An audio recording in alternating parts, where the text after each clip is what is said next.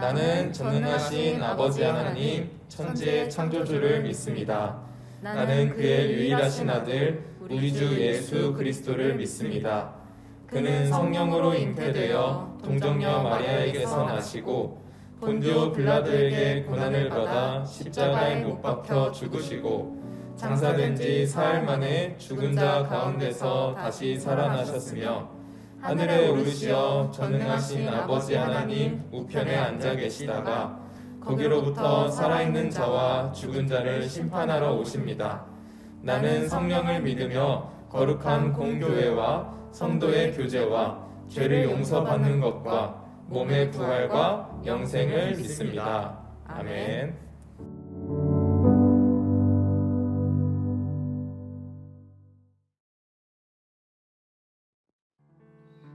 네, 우리 새학기 기도회 5일차에 오신 여러분들 진심으로 환영합니다. 여러분 만나서 반갑습니다.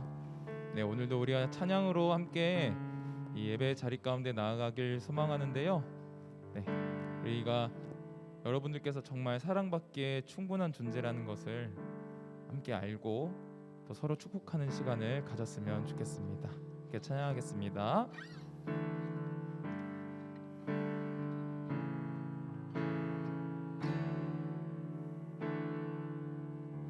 당신은 사랑받기 위해 태어난 사람, 당신의 삶 속에서 그 사랑받고 있지요. 당신은 사랑받기 위해 태어난 사람, 당신의 삶 속에서 그 사랑받고 있지요. 태초부터 시작된 하나님의 사랑은 우리의 만남을 통해 열매를 맺고 당신이 이 세상에 존재함으로 인해 우리에게 얼마나 큰 기쁨이 되는지. 당신은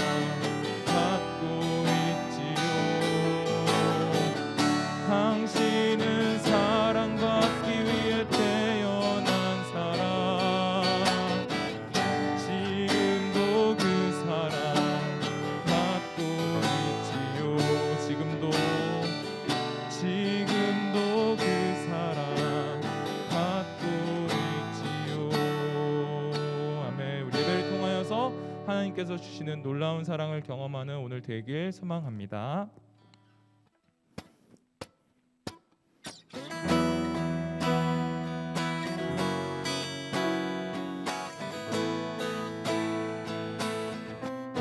나를 향한 주의 사랑 산과 바다에 넘치니 내 마음 열 때 주님 나에게 참 자유 주셨네. 늘 진리 속에 거하며 나의 손을 높이 들고 언제나 주님의 사랑을 노래. 나를 향한 주의 사랑 산과 바다에 넘치니 내 마음 열 때 주님 나에게 참 자유 주셨네. 늘 진리 속에 거하며 나의 손을 높이 들며 언제나 주님의 사랑을 노래하리. 주의 사랑 노래하리라. 영원토록 노래하리라. 주의 사랑 노래하리라. 영원토록 노래하리. 나를 향한 주의 사랑 산과 바다에 넘치니 내 마음 열 때 주님 나에게 참 자유 주셨네.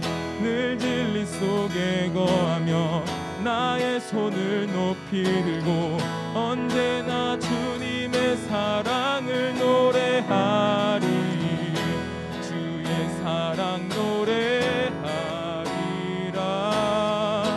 영원토록 노래하리라. 주의 사랑 노래하리라. 영원토록 노래하리라. 내가 춤을 출 때 다 비웃겠지만 그들도 주 알게 되면 함께 기뻐 춤을 추게 되리. 주의 사랑 노래하리라. 영원토록 노래하리라. 주의 사랑 노래하리라. 영원토록 노래하리. 주의 사랑 노래하리라. 영원토록 노래하리라. 주의 사랑 노래하리라. 영원토록 노래. 우리 마지막으로 한 번 더 주의 사랑 노래하리라. 영원토록 노래하리라. 주의 사랑 노래하리라. 영원토록 노래하리라.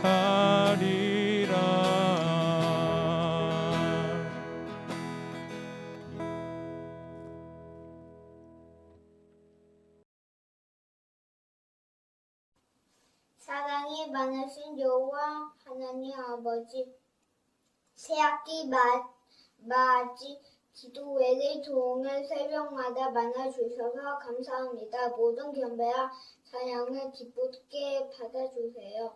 믿음의 용사 다니엘처럼 믿음으로 세상을 이기게 해주세요. 하나님을 먼저 찾고 기도하고 찬양되는 저희가 되게 해주세요. 오늘 설교해 주시는 고등부 서른성 전도사님께 성령의 기름 부어주셔서 복된 말씀이 전해지게 해주세요. 살아계신 예수님의 이름으로 기도드립니다. 아멘.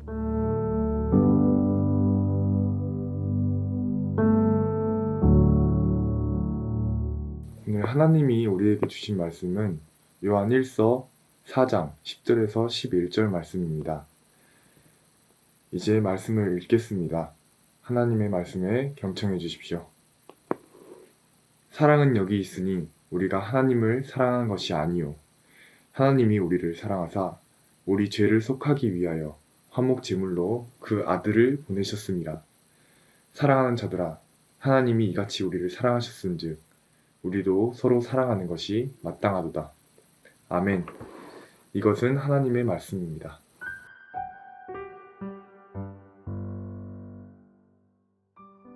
네, 우리 사랑하는 가나안교회 교육부 친구들 만나서 반갑습니다. 어느새 새학기 맞이 기도회가 5일차에 접어들었습니다. 여러분 지금까지 어떠셨나요? 네. 아침에 일찍 일어나 기도와 함께 시작하는 것, 그리고 얼마 남지 않은 개학을 기도로 준비해보는 경험은 어떠셨는지요?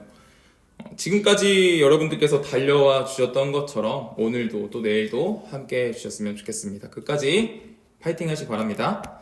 지난 3일 동안 우리가 본받았으면 하는 인물들에 대해서 나눠보았는데요. 먼저 용기 있는 에스더, 한결같은 믿음을 가졌던 다니엘, 그리고 믿음을 실천했던 삭개오에 대해서 나눴습니다. 모두 정말 멋지고 우리가 정말 본받아야 될 인물들이에요. 여러분들이 이 인물들을 보면서 어떠한 삶의 결단들을 하셨나요? 아마 다들 멋진 결단을 했으리라 믿습니다. 근데 이제 이런 멋진 결단들을 내가 직접 삶으로 실천해내기 위해서 가장 중요한 것이 있습니다. 제가 어렸을 때 여러분 지금도 가지고 노는지 모르겠는데 미니카라는 장난감이 있었어요. 이제 미니카가 막 움직이게 하기 위해서 꼭 필요한 게 뭐였냐면 건전지였습니다. 건전지를 통해서 전기를 공급해줘야 이제 미니카가 갔어요. 우리가 말씀을 통해서 또 기도하며 결단하게 된 것들을 실천으로 옮기기 위해서도 이 건전지와 같이 힘을 줄 수 있는 무언가가 필요합니다. 그것이 무엇일까요? 사도 바울은 고린도전서에서 이런 말씀을 썼습니다. 고린도전서 13장 1절부터 3절까지 말씀인데요. 표준 세번역 성경으로 제가 읽어보도록 하겠습니다. 내가 사람의 방언과 천사의 방언을 말할지라도 내게 사랑이 없으면 울리는 징이나 요란한 꽹과리가 될 뿐입니다. 내가 예언하는 능력을 가지고 있을지라도 또 내가 모든 비밀과 모든 지식을 가지고 있을지라도 또 산을 옮길 만한 모든 믿음을 가지고 있을지라도 내게 사랑이 없으면 아무것도 아닙니다. 내가 내 모든 재산을 나누어 줄지라도 자랑스러운 일을 하려고 내 몸을 넘겨줄지라도 내게 사랑이 없으면 내게는 아무런 이로움이 없습니다. 우리가 새학기를 맞이하며 믿음의 삶을 살기 위한 원동력, 그 에너지, 그 힘은 바로 사랑입니다. 우리는 사랑으로 그러한 삶에 진정한 의미를 부여할 수 있고 사랑을 통하여 진정한 그리스도인으로 살아갈 수 있습니다. 오늘은 이 사랑에 대해서 평생을 외쳤던 한 인물에 대해서 나눠보려고 합니다. 그것을 나눠보고 우리도 그와 같이 사랑이 가득한 자녀가 되길 간절히 소망합니다. 오늘 우리가 함께 나눌 인물은 우리가 함께 읽었던 요한 1서의 저자이기도 하고 예수님의 12제자 중에 한 사람이었던 사도 요한입니다. 사도 요한의 별명이 있습니다. 사도 요한의 별명은 바로 사랑의 사도입니다. 왜 그럴까요? 신약 성경에서 사랑이라는 단어가 가장 많이 나오는 성경이 무엇인지 아십니까? 네. 그 중에 2등. 얼마 전에 태콩절이었는데 2등은 우리가 읽은 요한 1서입니다. 5장밖에 안 되는 이 성경에서 무려 31번이나 등장하죠. 이것도 꼭 기억해 주셨으면 좋겠어요. 2등이라도. 1등은 무엇일까요? 그래, 1등. 그것 역시도 바로 사도 요한이 쓴 요한복음입니다. 사도 요한이 얼마나 사랑에 대해서 강조했는지 알 수 있는 대목이죠. 실제로 이 기독교 전승에서 요한을 사랑의 사도라고 표현을 했다고 합니다. 사도 요한은 강단에 올라서면 지금 저와 같이 항상 이렇게 말했대요. 늘 사랑하는 자들아 우리가 서로 사랑하자 라고 설교했다고 합니다. 그래서 제자들이 맨날 그런 설교만 하니까 아니, 선생님 다른 말씀은 없습니까?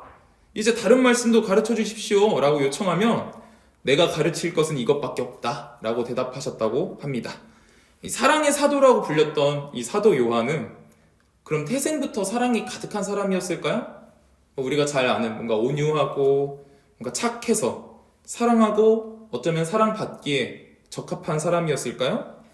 절대 그렇지 않습니다. 이 사랑의 사도라는 별명이 붙기 전 예수님께서 이 사도 요한에게 붙여준 별명이 있었습니다. 바로 우레의 아들, 우레의 아들. 이 우레란 천둥과 같은 말이니까 다른 말로 하면 천둥의 아들. 뭐가 떠오르나요? 저는 토르가 생각났습니다.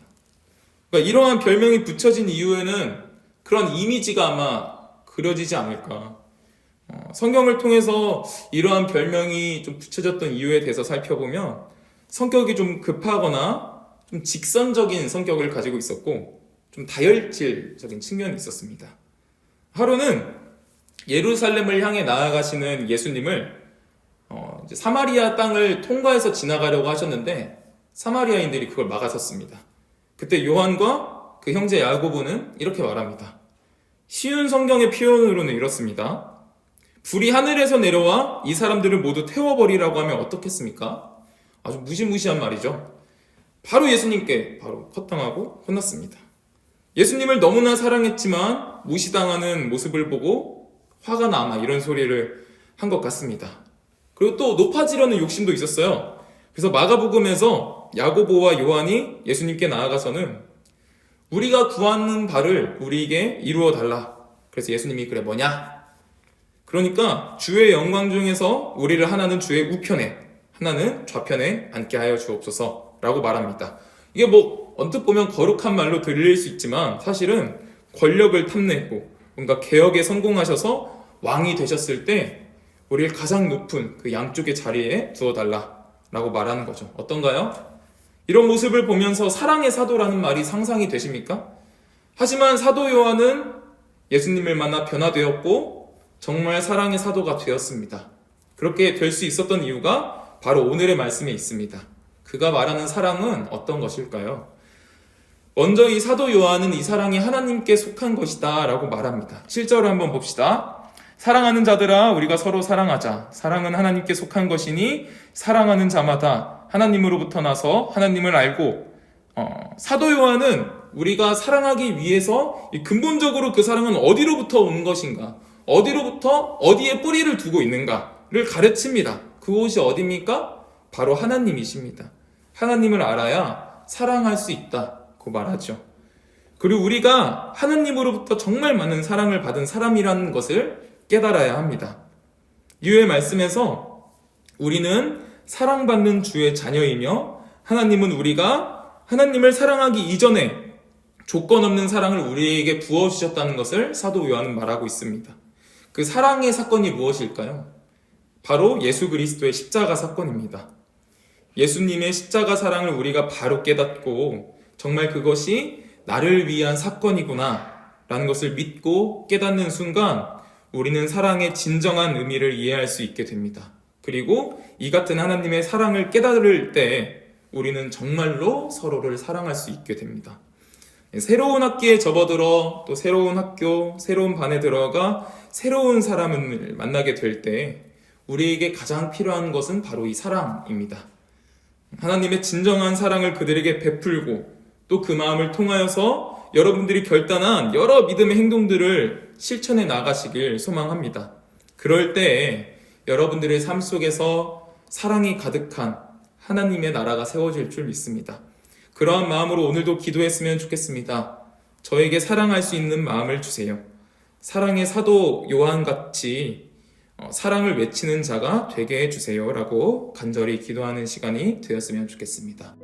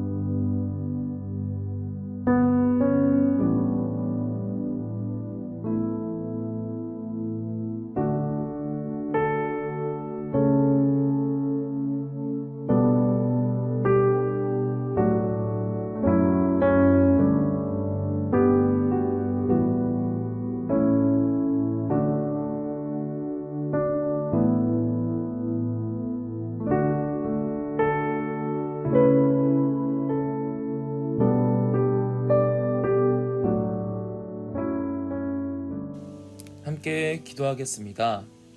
사랑의 하나님, 우리를 향한 주님의 사랑과 자비가 넘칩니다.